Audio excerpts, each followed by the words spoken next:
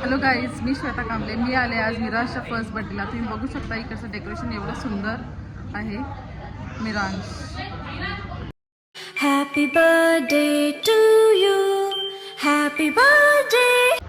Guys, मला मिरांशच्या बर्थडेमध्ये माझी एक सबस्क्रायबर भेटले, सुनीता ताई. नमस्कार. इथे व्हिडिओ खूप छान असतात. श्वेता कांबळे. तर तुम्ही हिला फॉलो करा.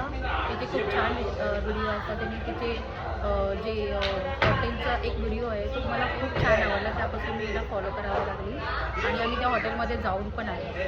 Guys, thank you. आणि असेच माझे फॉलोअर्स मला भेटत राहा आणि मला खूप असेच प्रेम देत राहा.